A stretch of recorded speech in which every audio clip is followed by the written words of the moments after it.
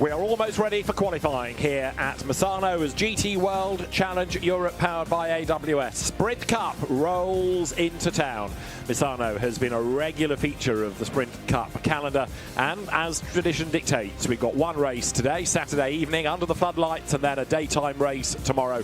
Not only that, we have got an absolutely monster grid of cars. It's going to be some great racing to look forward to, no question about it, and the qualifying session is going to be getting underway shortly. With the field having had yesterday to have the free practice and the pre-qualifying sessions, but now the cars good to go for qualifying at a track that really is, as you see, Valentino Rossi making a popular return to the championship. A bit of a WRT stranglehold, the Belgian team having had 13 wins here with clean sweeps on 4 separate occasions. In other words, winning both races, not always with the same car, because as we know on occasions, this has been a winning driver in at least one race. Valentino Rossi, who used to, of course, in Sprint Cup, be partnered by Maxime Martin. Raffaele Marciello joins him as co-driver this weekend, and it's the first time Raffaele will have driven a BMW in Sprint Cup. Going to be fascinating to see how he gets on. And not surprisingly, lots of Valentino Rossi fans are on hand to cheer on their hero. And it's a big crowd that we are anticipating during the course of the weekend here. David Addison and Joe Osborne are trackside, and a very hot track it is too. Yeah, track temperature nearly at 44 degrees now, so this will be getting a bit of a problem for the teams, how they manage these tyres in qualifying. They want to turn them on quickly. They want to try and give the drivers at least 2 push laps around here at Misano. 16 corners, 4.2 kilometres long, so it's asking a lot of the tyre, especially the front left. The team saying that triple right towards the end of the lap, 11, 12, 13, 14, all really stressing the tyre. And track positioning is going to be important here as we get the green flag shown, and actually one of the McLarens from Garage 59 deciding, I think, to try and get out there as quickly as possible. So the cars down the fast lane, ready to queue at the far end, ready to get on track. Then we have the cars and the sessions split into 10-minute segments. So we will have the field on track for the first 10-minute segment very shortly, and oddly, very, very few takers. It is one of the Barwell Lamborghinis, I think, that has gone out first up, and that will be the car of Hugo Cook and Sandy Mitchell. There, Patrick Niederhauser's car, runner-up in the Spa 24 Hours, but a winner in Sprint Cup in the first of the Zandvoort races. 4 different winners so far in the 4 Sprint Cup races that we've had. Yeah, 13 winners from a possible 14 across all 4 classes in sprint. Really shows you how competitive it's been. This Rutronic Porsche has been strong at times, very quick in their pit stops, has really helped them get to the sharp end. And of course the race is so competitive, that pit stop element, changing all 4 tyres and driver as quickly as possible, becomes very, very important. But we have seen this at times this year, the start of the session being quiet. The teams want to make sure they get a clear track, but they don't want to be out there when other cars potentially going slowly. These Pirelli tyres, like we said earlier, 2 laps maximum best performance, and then they drop off. So you only need 3 minutes to do that. Of course, an out and an in lap, but that is all the time you need. Pole positions so far this year: Thierry Vermeulen, Maro Engel, Patrick Niederhauser and Ben Green. So 4 different winners, 4 different pole positions. In terms of the classes, bronze headed here by 3.5 points by Dennis Marshall and Dustin Blattner from Bashar Mardini and Bastien Bus. In gold, it's Chris Lallam and Thierry Vermeulen ahead by 18.5 points from Jens Klingman and Al-Faisal Al-Zubair. In the silver competition, that is being headed at the minute by the combination of Cesar Gazo and Aurelien Panis. They are half a point up on Alex Arca and Ezekiel Perez-Companc.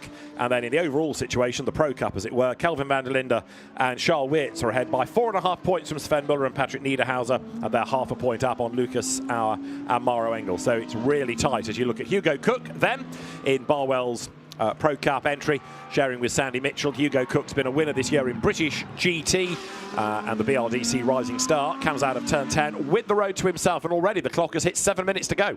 Yeah, track temp rising ever still. So that is the positive of going out. This is this fast back straight into this flat out kink at 11, and then it ever tightens into 12 and then 13. Each one slightly tighter than the one before. Very difficult for the drivers. Track limits really an issue there on turning, but good for Hugo Cook out of 14. Slight left kink to go. Lots of drivers using lots of the apex curve here to help take out some of the angle. Last corner, this is probably the hottest spot of track limits, the exit of 16. You've got to keep a wheel on the track of the white line. Hugo Cook very legal there, as he's the first one to set us a lap time. So through he goes and does a 1:33.006 then. That becomes the target, but we know there are some very quick people out there, some quick cars as well, such as the Ford Mustang of Roma Andriolo.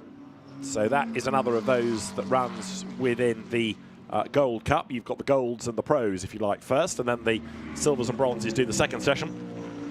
Klaus Bachler in number 41 Porsche, a man to watch. It's a new entry as well, the Razzoon More Than Racing car, sharing with Simon Birch, who we've seen in GT2 this year. So Bachler had done an absolute best within the first sector, but he's lost that to the charging Hugo Cook. Let's see how the Ford Mustang goes, number 64 of Andriolo, the car that we had in the Brands Hatch Gravel at the start of the year. But this, as it heads up towards the timing line, the car shared by Josefo Vega, breaks the beam and will go second fastest then. So that lap time is a 1:33.300. This is Bachler in the Razzoon Porsche. Now, any Porsche you put Klaus Bachler in, you know he's going to make it fly. Yeah, super fast factory driver from Porsche, and I expect the lap times to get into the 32s, maybe a 32.4 as pole position. They were slightly quicker in pre-quali, but the track temps were much, much lower, and Bachler goes fastest on a 32.8, our first car to breach the 33 barrier. We had in the pre-qualifying session yesterday a 32.3 as the fastest time that was done by the Jordan Pepper, Luca Engschler driven Lamborghini. Big bounce over the curb by Ricky Collard here, last year's British GT champion, replacing Christian Vogel and staying with Barwell, with whom he's had good success. Of course, he won British GT with his father, Rob, last year, and they teamed up at the Spa 24 Hours, although that was a rather tougher weekend. So right now, Ricky is a charging. He's been a winner in Sprint Cup in the past, if you go back a long way to the R Motorsport Aston Martin days, and he's fourth at the end of that lap. As you look at Arthur Leclerc now in the Ferrari, who's done two absolutes. No, make that one, because Valentino Rossi here goes quicker still in the middle sector. Yeah, looking good into this last sector. Just got to keep it tidy. The BMW always going to be strong on the very fast sector 2 element. Looking good for Rossi, brings it in lovely to the apex. Lots of curb there. Stay legal on exits, which he does. You can use some of the entry curb there. Beautifully chucks it in. Obviously used to 2 wheels, but the 4 wheels giving him twice the grip and more. It's going to be a quick lap from Rossi. Leclerc in the Ferrari coming to lines, goes the shortest distance. He feels that's a mega lap, and it's going to be a 32.1. That is very quick. Rossi responds, takes pole position.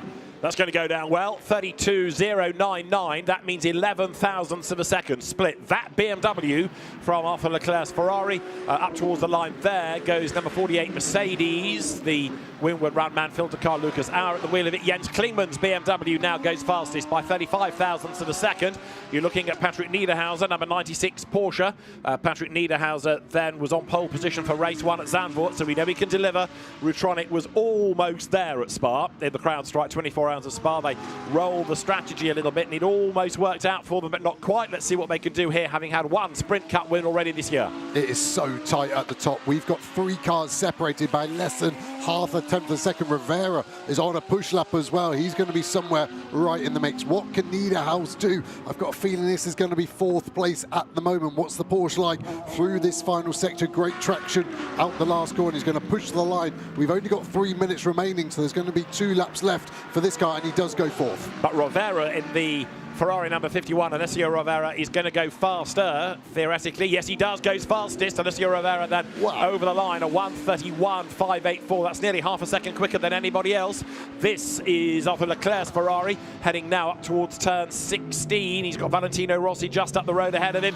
When Rossi breaks the beam, we'll see where he gets to. In fact, it's the BMW behind, forgive me, it's the Mustang up the road ahead. Right over the line goes the Ferrari. That goes up to second, and Rossi goes quickest. Valentino Rossi then goes to the top of the times, a 1:31.527. That's 57 thousandths up on Rovera. Maxime Martin now goes third, and this is Chris Lullen, who also we know is quick.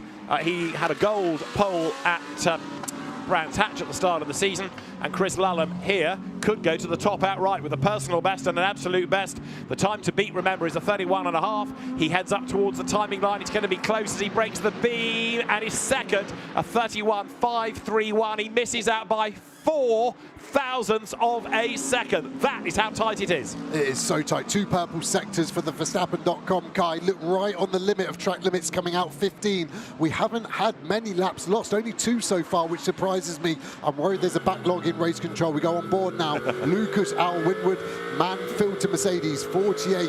We're thundering along. We haven't seen the Mercedes really up there. Only Martin in 6th at the moment. What can Lucas Al do? Sector 1 is pretty good at the moment. He'll be looking to try and get himself somewhere inside the top 6 down the back straight. He'll be checking the delta. How's sector 2 going to look? The engineer will be telling him, you're 13th at the moment, we need more from you. Nothing in that middle sector. I can't see him getting inside the top 10 easily at the moment.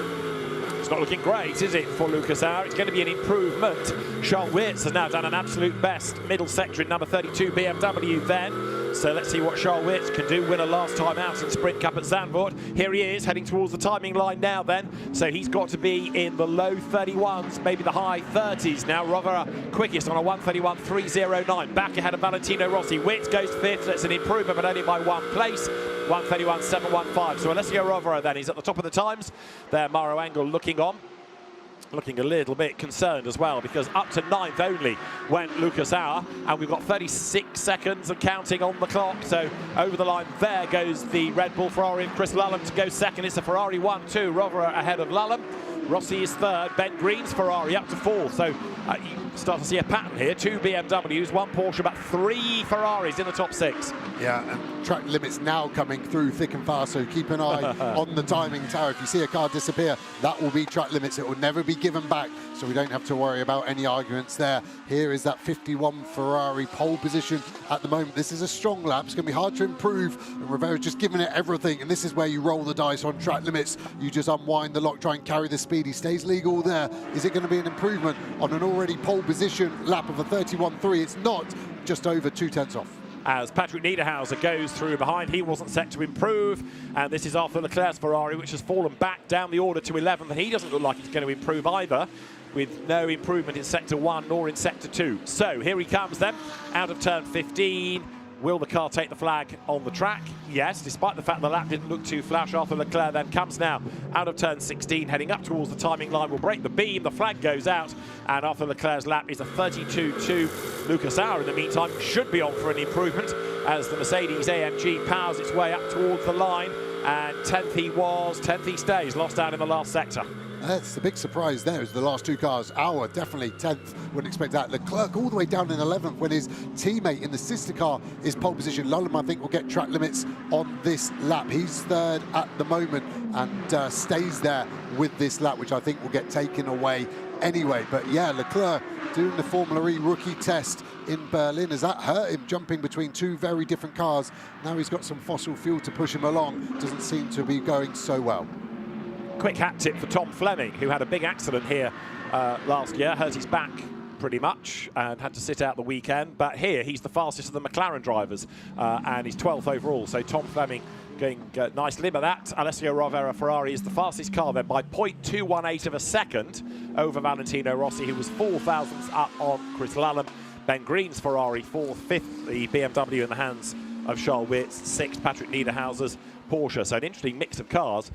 The fact that you've got Valentino Rossi fighting for a pole position is interesting. It shows you how far he has come in the years he's been a GT and a sports car driver. Yeah, and with arguably the team to be with here at Misano WRT, yeah. Like you said, they have been dominant in the races here previously. I mean, it's his home circuit. He always goes well here. That, therefore, is no surprise. But you could argue that in the past it's been down to the help of a good co-driver. That's on pure pace, that straight away the car is in the mix. And you know that he's popular around here. There's a bar down the road in Riccone, which is all adorned in the bright yellow with his number on the side. Quirkily, the bar is called Jarama, that well-known Spanish circuit, rather than in Italy. But it does illustrate how popular Valet is, and he's brought the fans out as well. Alessio Rovera, though, is the fastest, 2/10 clear of anybody else, and the Ferrari ahead of BMW, then Ferrari, BMW, Porsche, with BMW, Mercedes AMG, Lamborghini, and Mercedes AMG to round out the top 10. And The WRT team very happy with the efforts of Valentino Rossi. So second on the grid and missing out by 2/10. That's nothing to be ashamed of, as Raffaele Marciello says, well done, good job. And Yves Weert there, the co-owner of WRT, congratulates. Somewhere in there, one would hope, is a distinctive flat cap. Yes, Vincent Voss with his back to you in the white shirt. Vincent was racing in the 25-hour Fun Cup race the week after the 24 hours of Le Mans, a couple of weeks ago. 24 hours of Spa, I should say. Right, Alessio Rovera then the fastest from Valentino Rossi. Chris Lallam third. Ben Green fourth ahead of Charles Wirtz and Patrick Niederhauser. 4/10 of a second covering that top six ahead of Jens Klingman, Maxime Martin, then Jordan Pepper and Lucas Auer to round out the top 10. Chris Lallam takes another pole position in gold. That is his third of the season. And Alessio Rovera takes a second pole position of the year in the Pro Cup, but his first outright pole, because Thierry Vermeulen's gold pole was good enough to be the outright pole at Brands Hatch. Yeah, and they're not looking at the gold class. They've said that so often, aren't they? Yeah. They're staying in the gold class, but their sights overall, which is cool. The Spa 24-hour winning Jordan Pepper down in ninth, potentially a bit of a surprise there as well. And then the Santalot Qatari Audi not setting a lap time. We missed that. Did that not get out at all, or did it lose every lap to track limits, I wonder? Well, it's entered in bronze, so I'm not quite sure why it was meant to be going out anyway. I'm a bit puzzled by that, so I wouldn't fret just yet. Hopefully, that's a transponder gremlin more than anything else. So the cars now are ready for Q1B, in other words, the bronze and the silver session. It means that by splitting qualifying like this into the two 10-minute blasts, you do get clear track space, but boy, it's going to be busy when we go racing, isn't it? Yeah, when you combine both. And it felt busy out there at times as well, as Rivera goes down pit lane. He'll be happy with that. Not a bead of sweat on him as well, as he gets applause from the AF course team. 43 cars we have this weekend, the biggest grid ever seen at a sprint event. The last record was 42, and that was at Misano in 2023. So we've broken that record and done it here. Something clearly about Misano that brings the interest in Sprint Cup. Maybe it's the fact that you can have a night race as well, or maybe it's the nature of the circuit and places to come. I think it's the beach and the bars. Must be 2 kilometres away. That's definitely my highlight. But yeah, it could be Vince Abril there, very happy. And it's interesting for driver twos in this format that they're not dressed, because their qualifying is tomorrow. So their job so far today has been to turn up to the track, support their teammate, and then just jump in halfway through the race later on this evening. So it is a strange format, these sprint weekends sometimes. So Valentino Rossi then, oh, so nearly got pole. Alexandra Legui is in the pit lane for us this weekend, and she's got Valley with her. Well, Valley, making your fans very happy. What did you learn from that qualifying session? Yeah, it was a very good lap. I'm so happy because starting from the front row is crucial for the race of this evening. And you have 5-6 cars that have the potential to win. So the grid position is very important.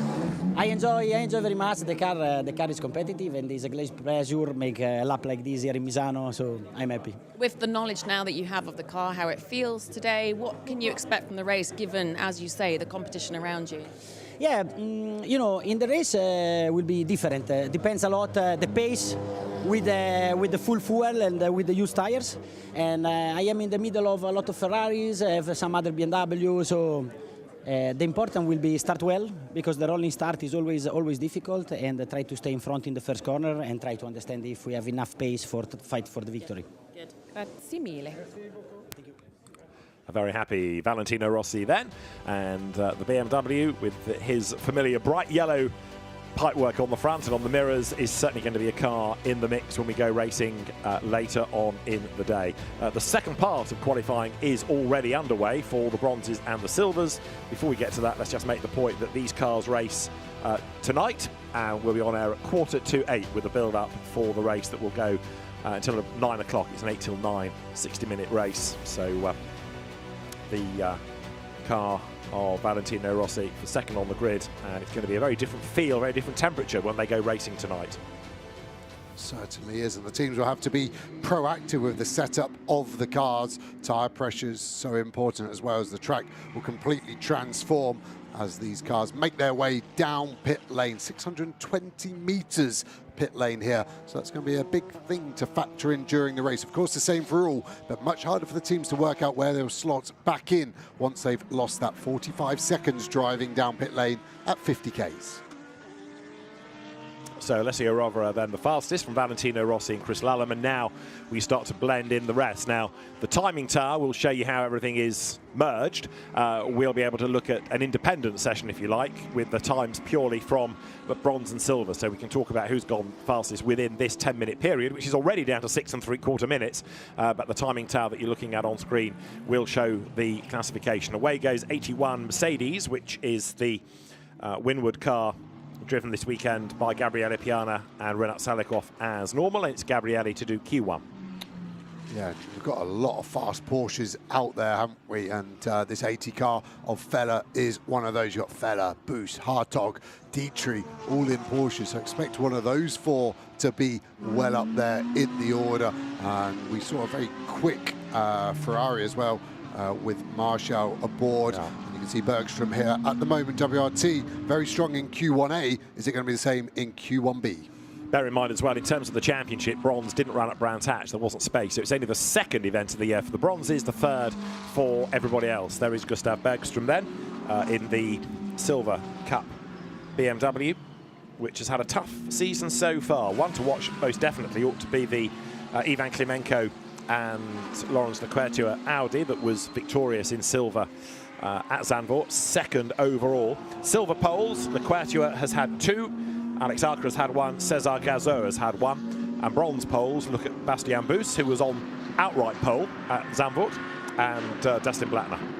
Yeah, and that WRT car getting held up with a bit of traffic towards the end of the lap, and that's going to be a bit of a story. If you don't set up your first out lap into flyer, you're only going to trip over cars, and that's why you see cars going slowly. Mitsuru Ducci there was on a good lap, but decided he was going to get traffic. There's no point compromise it, and that's why cars crawling around sector 3 to generate some space for their next push. Let everybody go and then accelerate away. So Mathieu Detry in his first outing in Sprint Cup, moving up from GT4 to GT3. There is the Ricardo Fella Porsche. Remember, he was Sprint Cup champion 2 years ago when he was an Audi driver. Here he is then now in the Bronze Cup, but as a very, very rapid platinum graded driver. If anybody can do the hard yards, it is him. He shares the car with the stalwart Porsche racer Gabriel Rindon, who's moved out of Lamborghinis into Porsches. The Lion Speed GP team getting stronger and stronger all the while. But Fella is a big asset to that team, really hustles the car along, and now because they have somebody that quick, they know what it should be doing rather than relying purely on an amp pace. Here's somebody that can take it to the other factory Porsche drivers. He goes fastest, a 1:31.983, and straight away that puts Fella into the top 10 fastest. How about that? Yeah, balance looked lovely of the car as well, so expect him to be able to do at least another push lap. Here's Engelhardt in the #1 Lamborghini from Grasser. It's a bit off that Fella lap at the moment.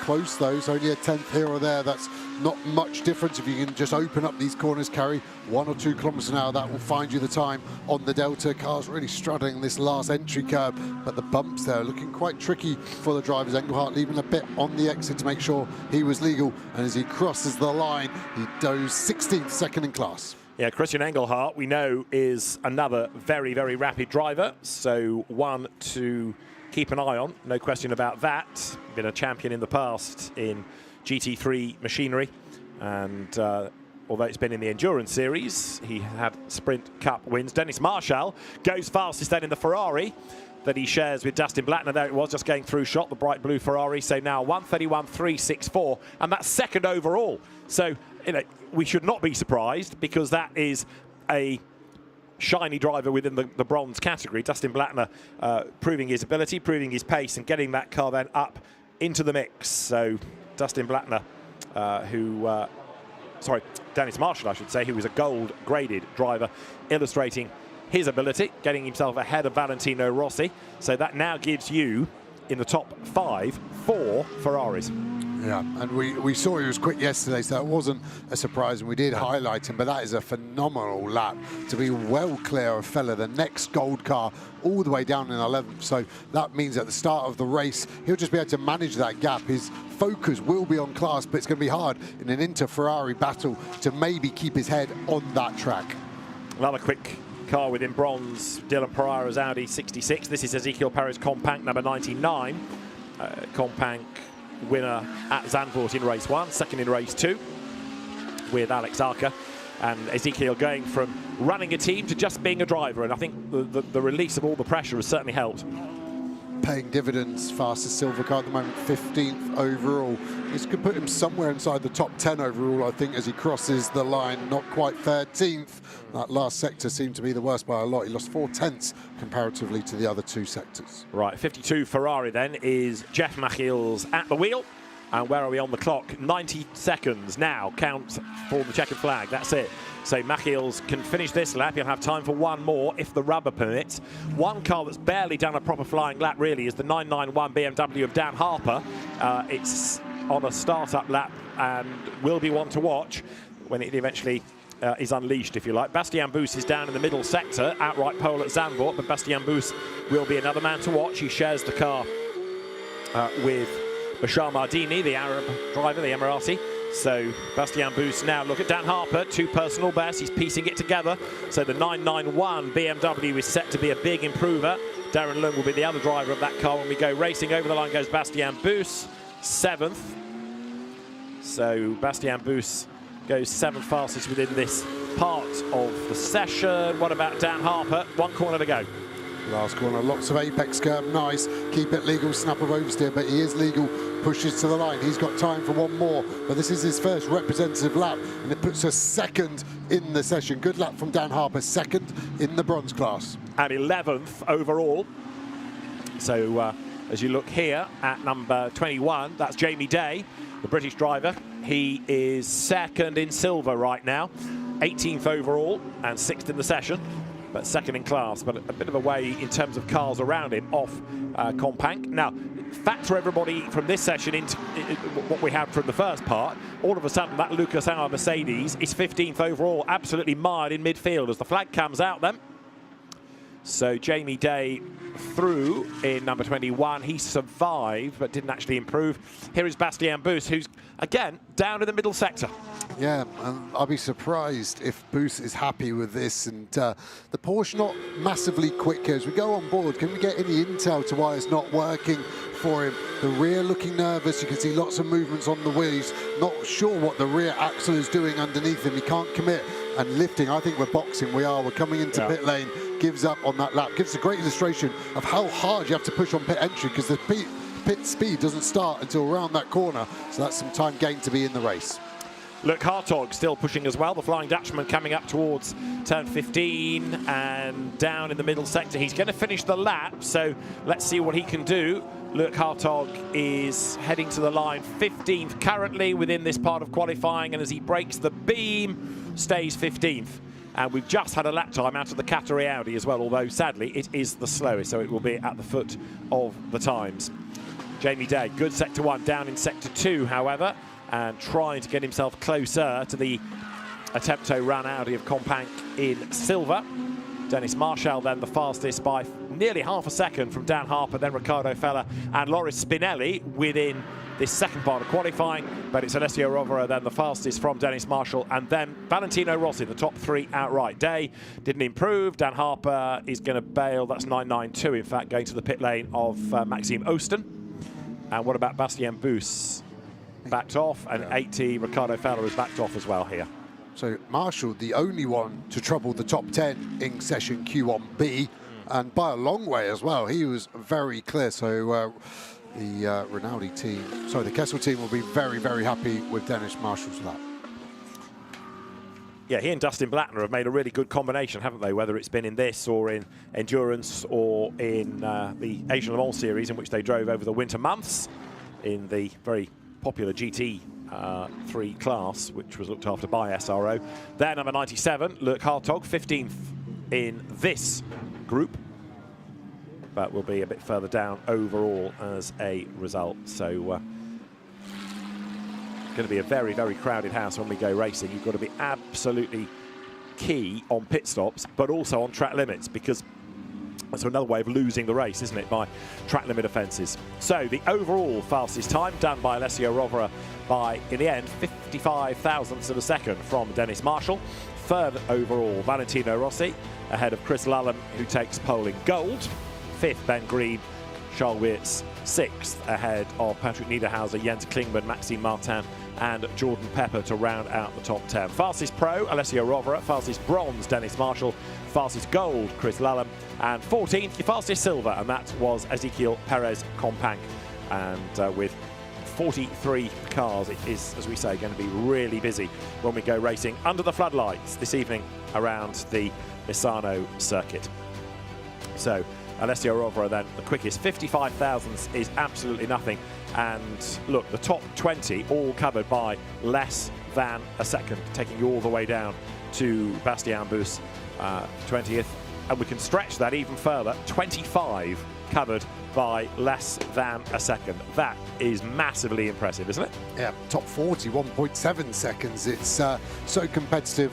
We've lost the Corvette, haven't we, this weekend? So with only 9 manufacturers, I say that in jest, to have such variety across the biggest ever GT World sprint weekend is absolutely phenomenal. So the races are going to be hard and fast here, and then you factor in that pit stop, it's going to be lively in the pit lane too. And of course, it's only for the Bronze Cup where there is a regulation time. So quite rightly in sprints, you can win or lose races on your pit stop processes, and we've seen in the past 1 or 2 teams just not be as good in the stops as others. One of the best, WRT, and we know in the past that, for example, the Emil Frey team has lost time. We saw that at Brands Hatch and indeed at Zandvoort. So let us head to the pit lane. The Rover Pole Position Award then is coming up for Alessio Rovera with Alex. MJ presenting the Rover Pole Award. To you, Alessio, congratulations. What an achievement. That was not a tricky lap. Well, not a tricky, a very tricky lap, but you absolutely nailed it. Yeah, I'm really happy because to do pole position here in home track for me, home track for the team is something amazing. Car was amazing. Really good job from the guys, from the engineers, and I really enjoyed the lap. My first lap was, the goal for the first lap was to set a lap time without track limits, and then a second lap to push to the maximum. And I think it was the right strategy. Now I was a bit tense because Dennis was really close in the second qualifying. So yeah, super happy. Yeah, I feel like track limits are going to be the secret thing to overcome this weekend, aren't they? Yeah, it's on this type of track. It's quite easy to do track limits. But yeah, I did 0 in qualifying, so starting on pole on this track is 90% of the job, so really happy. Yeah, nice. Now, given that you know the competition around you, you have got Marshall right behind you, how tricky is it going to be to convert this to a top step of the race? Of course, I will try to take some margin in the start without fighting too much, because they are in the bronze category, so it's 2 category. And then we have to do a good pit stop, a good driver change, and then we'll see. Simple. Congratulations. The Rover Motor Oil Pole Position Award. It should be the Rover Pole Position Award, shouldn't it, for Alessio Rovera then, who is the fastest at the end of qualifying for this evening's race. And as you look over the circuit to the seaside, that's a little concern for the drivers right now, with some data to go and look at. Let's look at the highlights of qualifying then. The grid determined for the first of the 2 races this weekend, and it was Hugo Cook out first in the Barwell Lamborghini, hustling on, being chased by the Patrick Niederhauser Porsche number 96. Gradually, though, a pattern started to emerge. Chris Lullen was on target for a second gold pole of the season, and Charles Weerts also hauling his BMW into the mix. The best of the BMWs, though, Valentino Rossi. He was briefly the quickest. He was second at the end of the first part of qualifying, but was elbowed back to third as Alessio Rovera went fastest of all. Rovera then the quickest man as he came up towards the timing line, and Valentino Rossi was busy celebrating a front row start. In the end, it will be third, because another quick Ferrari in the hands of Dennis Marshall for Kessel Racing went fastest, not only in bronze to take pole position, but also would be second outright. Also going rapidly was the Porsche in the hands of Ricardo Feller. That was running in bronze. But ultimately, despite the best efforts of the likes of Feller and in silver, Ezekiel Perez Companc and Dan Harper in his BMW, the best out of Q1B was Dennis Marshall as we get set to go racing this evening.